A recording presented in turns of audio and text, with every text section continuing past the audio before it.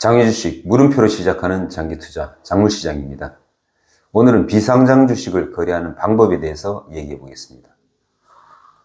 비상장 주식을 사는 가장 큰 목적은 추후 상장 시 차익을 얻기 위함이라는 것은 모두가 아는 내용입니다.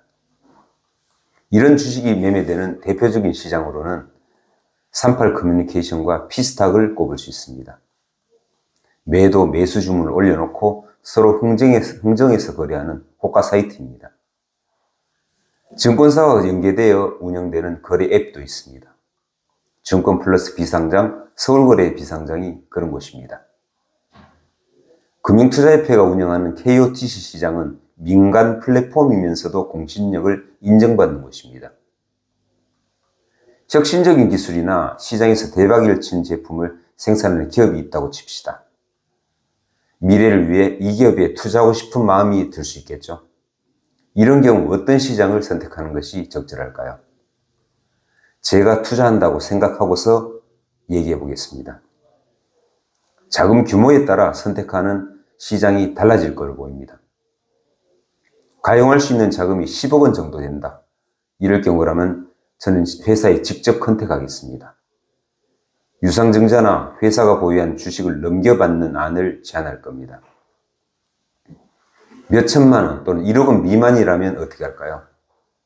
38커뮤니케이션 같은 호가 사이트에서 중개인을 만나겠습니다. 이런 경우에도 시세는 미리 파악할 필요가 있습니다. 가격을 알고 만나야 흥정이 쉬워지겠죠. KOTC나 증권플러스 비상장에서 거래 실적이 있는 종목이라면 매매 가격이 공개가 되어 있습니다. 호가보다는 매매 가격이니까 좀 더 신뢰할 수 있겠죠. 호가 사이트에 오른 매도 매수 주문은 대부분 중개인, 흔히 브로커라고 불리는 사람들이 올리는 거라고 볼 수 있습니다. 실물이 없이 호가만 제시하는 이른바 공매도라고 하는 어떤 주문도 흔합니다. 그리고 매수 주문의 경우에는 매도의 구색을 맞추기 위해서 올려놓은 경우가 많습니다. 참고만 하라는 거죠. 증권사 계좌로 입고가 가능한 통일주권을 발행하는 기업 주식을 사는 것이 좋습니다. 거래의 신뢰성을 위해서 그러죠. 안정성 있고 믿을 수 있다는 겁니다.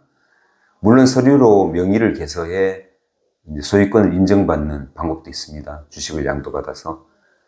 하지만 이런 경우에 회사가 갑자기 망한다거나 또 다른 사람들한테도 이런 식으로 대량으로 주식을 판매할 수도 있습니다. 이런 경우에는 주식이 휴지 조각이 되거나 회사 가치가 급속도로 떨어지는 일이 생깁니다. 통일주권 발행에 따른 비용이 부담된다는 걱정도 있습니다. 하지만 이 정도 부담을 감수할 수 없다면 믿을 수 있는 기업이라고 인정받기가 어렵겠죠. 그냥 100만 원 정도 아니면 수십만 원, 10주 이 정도를 연습 삼아서 한번 사보고 싶다. 이럴 때는 어떻게 할까요?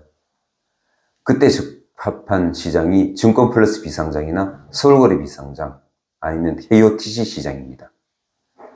호가 게시판인 KOTC BB도 있습니다. 금융투자협회가 운영하는 KOTC 시장의 어떤 딸린 호가 게시판입니다.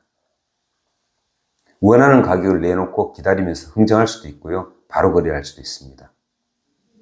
흥정하는 과정 속에서 기업에 대한 실제적인 정보를 좀 더 파악할 수 있는 기회도 생깁니다. 증권 플러스 비상장의 경우 바로 거래와 협의 거래 메뉴가 따로 분리되어 있어서 이용하기가 더욱 편리합니다. KOTC 시장은 상대 매매로 거래가 진행됩니다. 매도 및 매수 호가와 수량이 일치하면 자동으로 매매가 체결되는 겁니다. 비상장 주식은 거래량이 적고 공개된 기업 정보도 제한적이라서 시장에서 검증받을 기회가 적습니다. 물량이 어느 정도 되어야 스스로 어떤 검증에 기회를 갖는 것인데 검증 기회를 갖지 못하는 겁니다. 물량이 적어서. 상장 주식과 비교했을 때 가장 큰 약점이고 투자자 입장에서는 위험 부담이 되는 거죠. 하지만 어떤 선택이든 책임은 투자자 본인이 지는 겁니다. 꼼꼼하고 신중하게 알아보고 따져보는 건 기본이겠죠. 작물시장 14번째 방송 마칩니다. 감사합니다.